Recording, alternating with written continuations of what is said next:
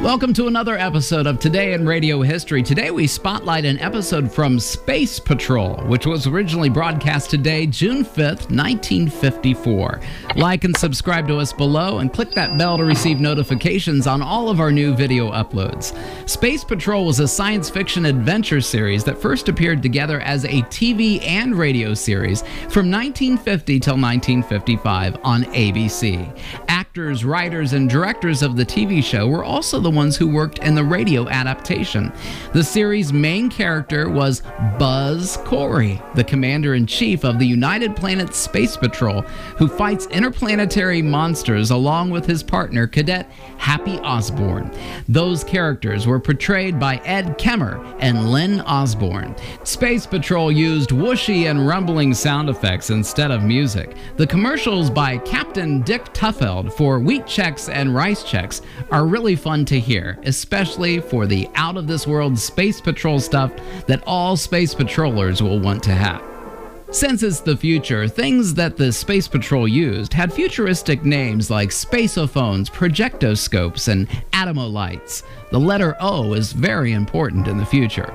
A preloaded MP3 player with all of the Space Patrol episodes is available now. You can check out our items by clicking on the links below in the description or visit us online at RadioLongAgo.com. Today's episode, Mystery of the Masked Martian, originally aired on this date, June 5th, 1954. Today in Radio History presents Space Patrol. Rice Chex and Wheat Chex, the bite-sized cereals in the red and white checkerboard packages, present Space Patrol! High adventure in the wild, vast reaches of space. Missions of daring in the name of interplanetary justice. Travel into the future with Buzz Corey, Commander-in-Chief of the Space Patrol! In today's transcribed Space Patrol adventure, Buzz and Happy, exploring a wooded section of Mars, have just seen two men in strange, primitive masks holding a girl as captive. As the two Space Patrollers move to rescue her, Happy falls into a pit covered with branches and leaves. You give me a hand, I'll pull you out. Yes. I can't quite reach it. I'll lie down on the edge of the pit. There. Now, that's fine, sir. Now I can... Commander, look out. What's the matter? Look behind you. There's a man in a mask, and he's got a spear at your back. We'll return in just a moment with today's exciting Space Patrol adventure, The Mystery of the Masked Martian.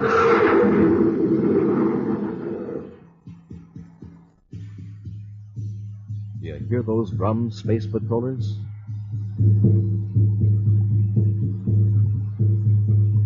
They're coming from an ancient city on Mars, and they're sending you a special message from Commander Corey about the brand new, super scary, super spooky-looking surprise Commander Corey has for you.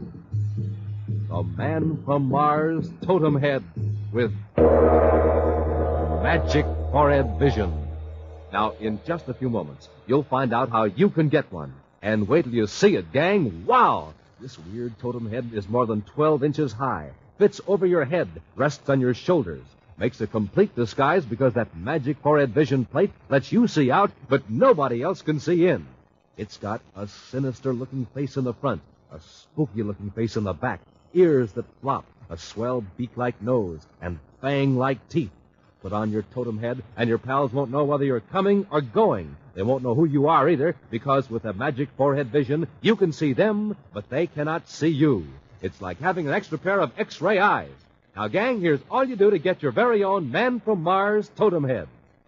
Just send a Rice Chex or Wheat Chex box top, together with your name and address, and 25 cents in coin to Space Patrol, Box 686, St. Louis, Missouri. Don't forget your 25 cents. That's Space Patrol, Box 686, St. Louis, Missouri. And now, today's Space Patrol adventure, The Mystery of the Masked Martians. At regular intervals, giant towers rise up from the Martian desert, ready to relay power along the equator to a city far beyond the horizon. Around an uncompleted tower is a cluster of temporary buildings and stacks of supplies. In the office of Ed Hicks, superintendent of construction, Buzz and Happy look on as Hicks points to a map in this section of Mars. We got all these towers up without a bit of trouble, Buzz. But from the minute we set up camp at this site, things have happened. What kind of things, huh? Well, I suppose you could sum it up as sabotage. Supplies disappeared, food mostly. Mess hall burned down 3 nights ago. We've had accidents. Accidents? Anyone hurt? No, not seriously, but it slowed down our work considerably. Men have reached a point where they don't trust each other. Uh-oh. On a job like this, that's bad. You're right for that. Still, there's nothing tangible to go on outside of these accidents. And they might be due to the men's nervousness. No, nothing tangible. Except that one of my men is missing. Oh? One of the foremen, Turk Fowler, new man who wasn't well liked. Could your men have ganged up on him? In the present state of mind, possibly. One of our scout tanks is missing, too. Then this man Fowler may have run off. Yeah. But anyone with any sense would have headed west toward the nearest settlement. Tracks leading from the camp indicate the scout tank headed east. East. There's nothing in that direction for hundreds of miles, except for a wooded section about 30 miles away. As far as you know, then, there have been no strangers lurking around the camp. No. No strangers at all, except for the girl. What girl? I don't know her name. She drove into camp yesterday in a surface car. Wanted to buy some food. Seems she ran short of supplies. What was the girl doing out here? I don't know. I didn't see her myself. From what my assistant said, she was doing some exploring over to the east. Could there be any connection between this girl and the mysterious events in the camp, or the disappearance of Fowler? I don't see how. Frankly, I can't see a sensible explanation for anything. Fowler may have left because he was afraid of the men or afraid of what's going on here. Still, he seems to have headed in the direction the girl did, toward the east. Well, if the men won't talk to you, I doubt that I could get anything out of them. Right now, at least. But I'm worried about Fowler. If there's been an atmosphere ship at the camp, I would have sent somebody to look for him. Fowler doesn't want to be found. A search by air would give him a chance to hide. But another scout tank could follow his tracks across the raceway. Have you got one available? Yeah, sure. I'll have one fueled up right away. Fine. Happy and I will try to find them. Mile after mile, Buzz and Happy follow the tracks of the stolen scout tank across the Martian desert.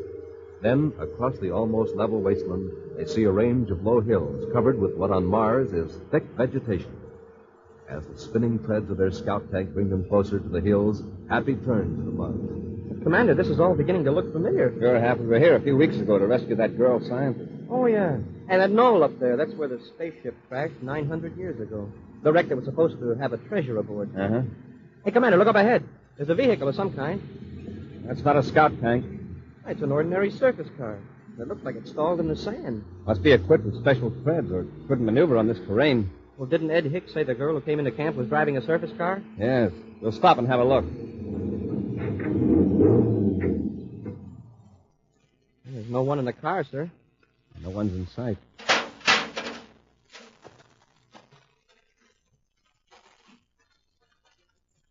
The tracks of that scout tank continue right past the car. On toward those wooded hills. Look at these footprints. They lead from the surface car to the tank plant. Well, then the girl got out of this car and into the tank. And she must have gone willingly. There's no sign of a struggle. Let's take a look in the car.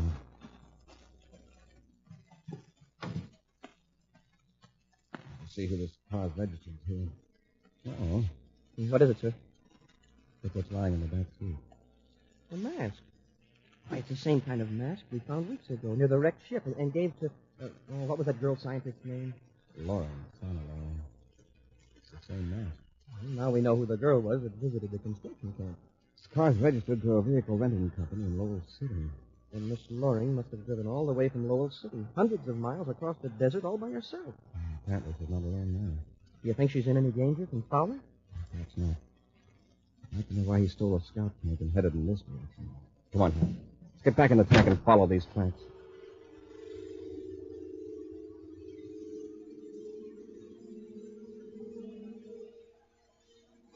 There's the tank, sir, right at the edge of the woods. And over at the left is the wrecked spaceship. The Black Star. I don't see anybody up on the knoll. Maybe they're poking around inside the wreck. If that's where they were going, they wouldn't have parked the tank clear over here.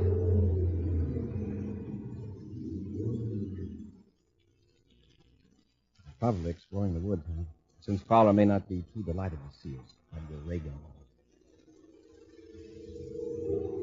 Cautiously, Buzz and Happy work their way deep into the woods, following a trail marked by broken twigs and an occasional footprint.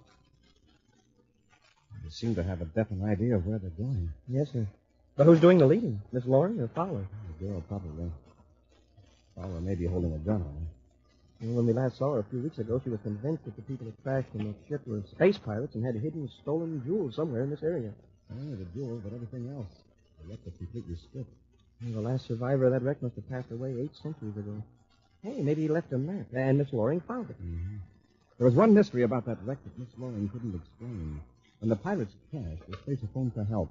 According to the ancient records, there were 20 men and women aboard the Black Star. 18 survived the crash. Yes, sir. And help never arrived. Those graves up on the hill near the wreck prove that. And that's the mystery.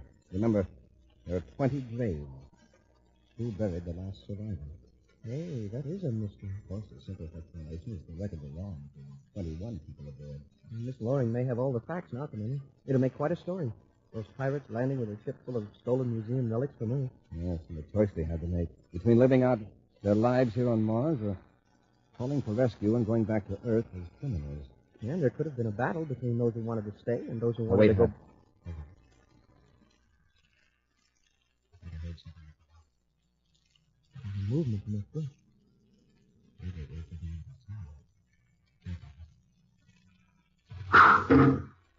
Smoke and rockets. What was that? I expect that tree right behind us. Commander, it's an arrow. Listen. Whoever shot it is running away. Well, why would Fowler be using a primitive weapon like a bow and arrow? It's a girl. Anna Loring. She's in trouble. Come on, Hap.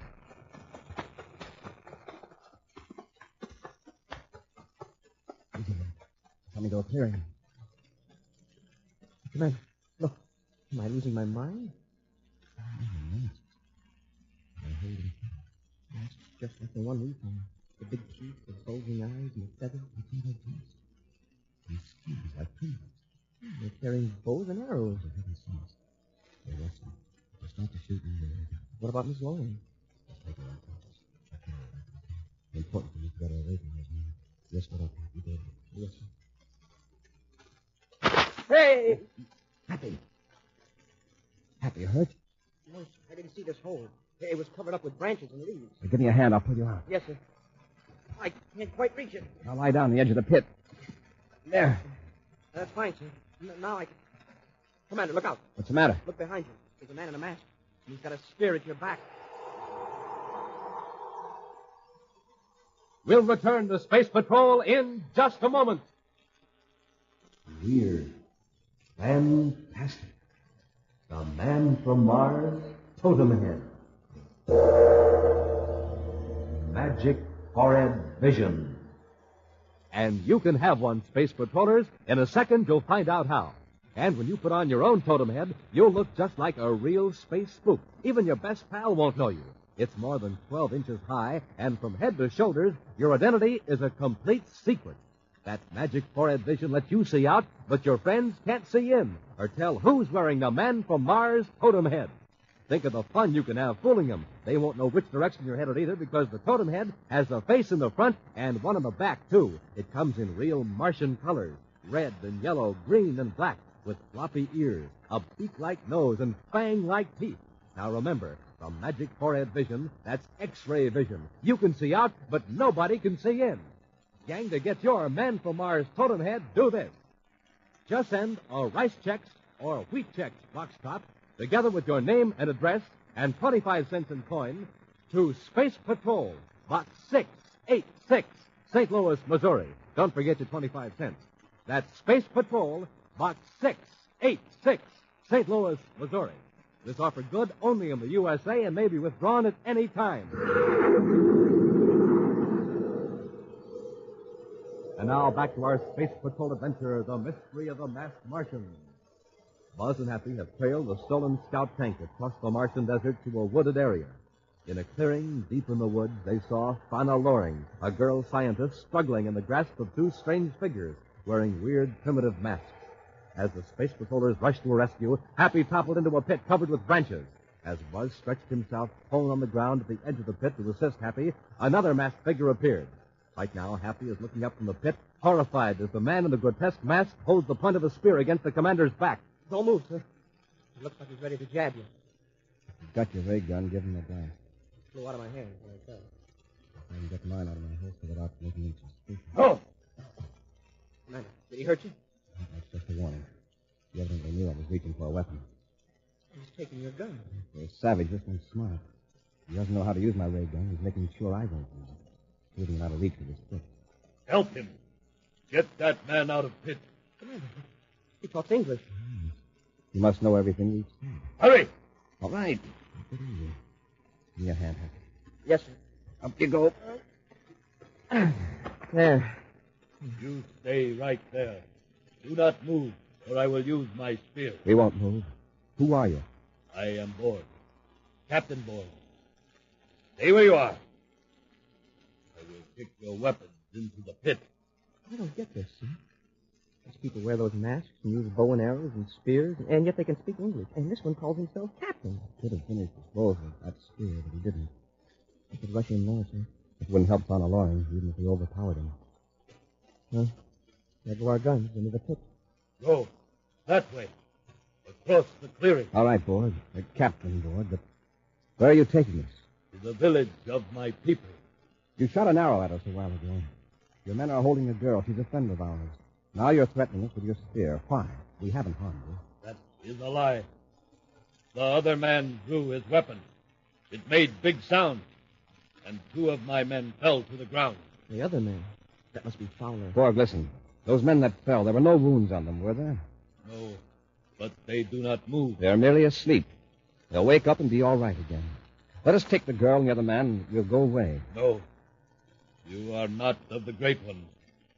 You do not wear masks. Therefore, you are evil. Great ones? Who are the great ones? We will not talk here. Go. I will follow you with my spear at your backs. You better humor him, Happy. I think Captain Borg will listen to reason eventually. With the masked Martian walking behind them with raised spear, Buzz and Happy make their way through the woods. At last, they come to a clearing containing a few rude huts. In the face of a cliff are the openings of several caves. As Buzz and Happy are marched through the tiny village, they're aware of faces peering at them through the doorways of the huts. Captain Borg pods them toward a cave guarded by a huge man, also wearing one of the strange masks and holding a spear. The guard stands as though he were made of stone, except for a stiff salute to Borg with his long spear. Get in the cave. I will come for you when my crew has decided your fate. Do not attempt to escape. All right, Captain Borg, but there are a couple of facts you ought to know. Get in the cave. Okay. Come on, Happy. Yes, sir.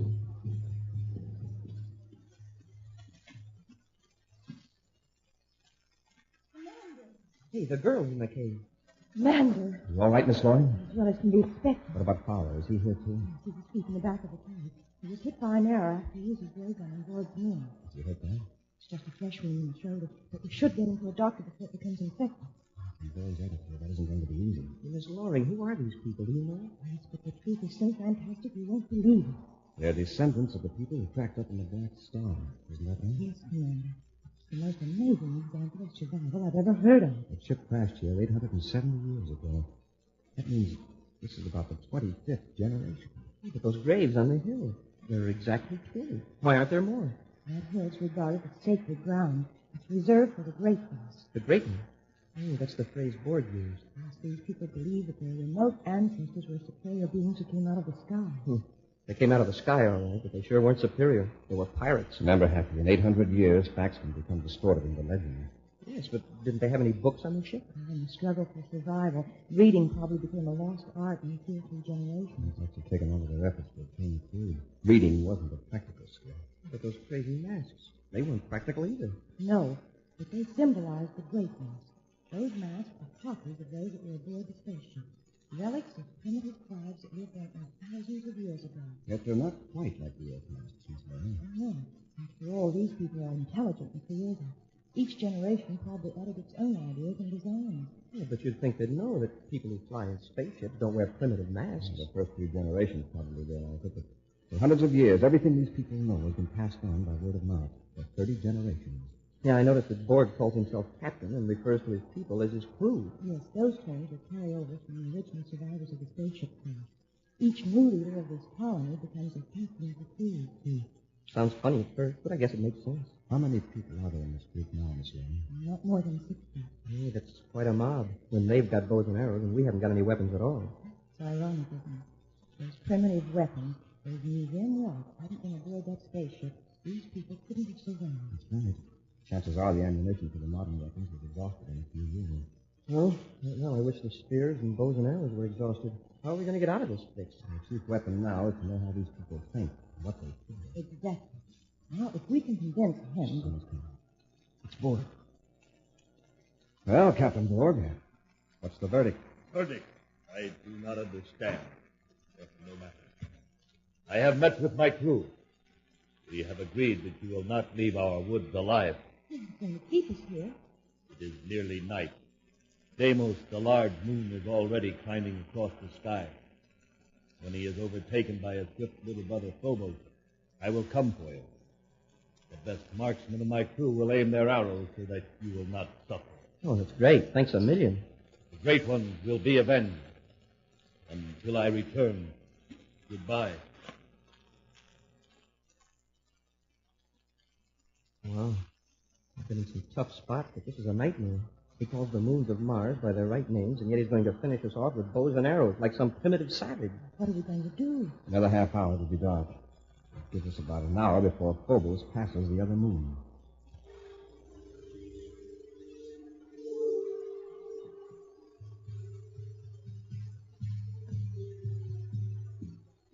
How's that shoulder, Commander? It's pretty sore. Otherwise, I feel okay. All right, now listen. The worst I know about you right now is that you stole a scout tank from the construction camp. I can explain that. I had to get away. The men were blaming me for that sabotage, but I didn't have a Never thing mind to- that. We're going to get out of here. We've got to act now. For that bad shoulder, you aren't going to be much help in a fight, so Happy and I'll jump the guard outside the cave. You two be ready to run when Happy and I take him. Don't worry. He's standing out there, holding his spear. Let's go. You never knew what hit him. Come on. Paula, let's get out of here.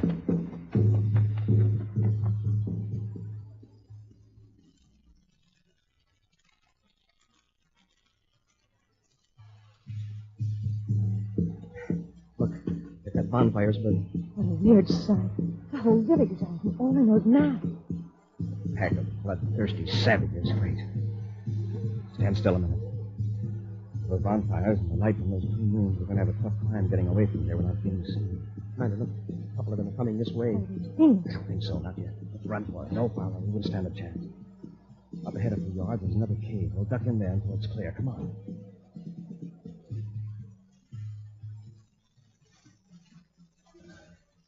We made it. We aren't any better off now than we were before. Yeah? We haven't got a guard standing with us. And Borg's crew doesn't know we've escaped yet. Just let the commander handle it. Paula, turn off that light. Take it easy, Commander. My back's to the cave opening. It won't show from outside. One flash of that atomo light and we'd have the whole village in here on our necks. Hey, look back there in the cave. Looks like a museum. Paula, shield that light with your hand. Happy you and Connor stand close behind Paula to block any stray beams. Yes, sir. Wow, look at all this stuff. Masks, bows and arrows, spacesuits, and tools. And drums. Primitive drums. This one is African.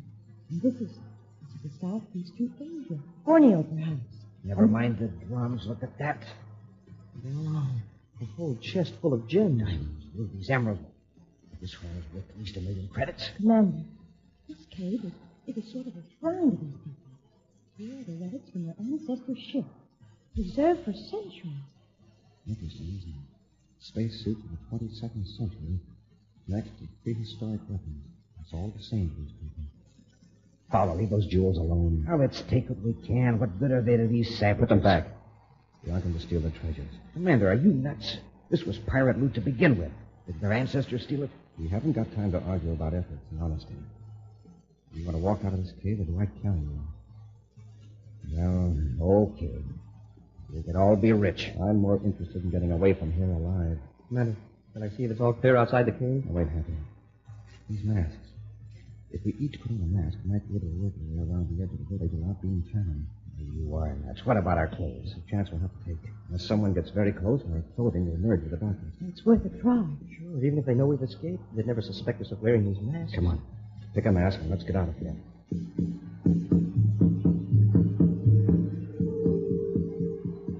A moment later, 4 masked figures emerged from the dark cave and strolled casually along the perimeter of the village. At times, they passed within a few yards of the villagers, and the weird masks seemed to change expression in the flickering glare of the bonfire. Buzz, Happy, and their 2 companions at last reached the darkness of the woods. Only then does Buzz permit them to remove their strange disguises. All right, we're safe now. Yeah, if we can find the scout tanks. I can use Phobos up there as a guide. Tanks are almost due west of here. I don't hear any excitement back at the village. I guess they don't know we've escaped yet. Maybe a few minutes. Let's get as deep into the woods as we can before that mob comes after us. Commander, what's going to happen to those people back there? If I were you, I'd order a space patrol squadron to wipe them out with blast guns. Fowler, what a dreadful thought. Somehow, we've got to convince these people that we aren't enemies. It'll take time and patience and understanding, but eventually they can learn to live in our modern society. With the 2 moons of Mars racing across the sky over them, Buzz and his party at last reach the edge of the woods and stand beside one of the scout tanks. Now let's get into the tank. It's a long trip back to the construction Just camp. a minute. You 3 are staying here. Hey, Commander, he's got a gun. Yeah, and it's a blaster. I'm going to put your tank out of commission, Commander, and then I'm heading for Lowell City. Where did you get that weapon, Fowler? Back in the cave while you were picking out your masks. And I've also got a handful of those jewels. Don't be a fool. You can't get away with this. Yeah, I was going to stop him. Better think it over. This is a very stupid move. Oh, it is, huh? I've known for weeks that Miss Loring was planning this little one-girl expedition, and I knew if there was a treasure here, I'd make her lead me to it. Commander, I never saw this man until he came out here in that scout tank. Well, that's right. But I knew your plans, Miss Loring. I got a job with the tower construction outfit to put me near the treasure. And the sabotage. You engineered that to delay the construction on that particular tower until Miss Loring showed up. Exactly. And her visit to the camp saved me a couple of scouting trips. Now just stand back, all of you. I'll make sure you can't use this tank to follow me. Give me that gun, Fowler. Corey, I warned you. Well, I'd have to get him to his feet. Commander, he had that gun pointed right at you. Why he pulled that trigger? He did pull the trigger. Oh, and you took that chance? It wasn't much of a chance. Fowler found that gun in the cave, right? Oh, then you figured it wouldn't fire because it was so old. No, Hap. Old weapons are often as deadly as new ones. I couldn't know about the gun, but I do know human nature. But, sir, what's human nature got to do with the gun not firing? Human beings don't use spears and bows and arrows if there's a more powerful weapon available. I could be almost certain that gun had fired its last shot centuries ago. Okay, Hap, let's get Fowler into the tank. We've got a long trip ahead of us. In just a moment, a preview of next week's exciting Space Patrol adventure brought to you by Nestle's Quick for the greatest tasting chocolate milk and those famous Nestle's chocolate bars. How do you do, Captain Truefeld? Hey, what in the... Who's that? It's me, Happy. I fooled you with this man from Mars Totem Head, didn't I? Well, you sure did, Hap. Why, you can't tell who's inside those spooky totem heads. That's magic forehead vision, Space Patrollers. It lets you see out, but nobody can see in. You're completely disguised when you wear your totem head. Smoking rockets, the totem head is fantastic. More than 12 inches high, all brightly colored with a scary totem face in front and another face in back, so your friends can't tell whether you're coming or going. Yeah. And remember, the Magic Vision forehead works only for you, so you can see out, but nobody can see in. Now, here's how to get your very own totem head. Send the lid or a tracing of the front of the label of Nestle's Quick, together with your name and address and 25 cents, to Space Patrol, Box 686, St. Louis, Missouri. That's Space Patrol, Box 686, St. Louis, Missouri. And now, a preview of next week's exciting Space Patrol adventure. Buzz and Happy have entered a manufacturing plant on Jupiter to capture a fugitive. Now, in a large, empty storeroom, they find their search blocked by a locked door. He must be in the next room, sir. I heard a noise. Let's get away from this door. It looks pretty rugged, but... What happened to the lights? Darkness will help off as much as Saturday. Listen. How did they get in? That came from another part. There are 2 of them here. They've got ray guns. Fire toward those sounds. We've got to hit them before they hit us. Be sure to join us next week for the thrilling story, The Tattooed Atom. Space Patrol, created by Mike Moser, starring Ed Kemmer as Commander Corey and Lynn Osborne as Cadet Happy, was written by Lou Houston, produced and directed by Larry Robertson, executive producer Mike Devery. Other players were Virginia Hewitt, Norman Jolly, and Ken Mayer. Dick Tufel speaking. Now, don't forget to tune in next Saturday and every Saturday for exciting action on Space Patrol! Space Patrol was brought to you today by Rice Chex and Wheat Chex, the bite-sized cereals in the red and white checkerboard packages. Be sure to see another exciting Space Patrol program on your local ABC television station. Consult your newspaper for time and channel. This program is broadcast for armed forces overseas through the worldwide facilities of the Armed Forces Radio Service. Space Patrol came to you transcribed from Hollywood. This is ABC Radio Network.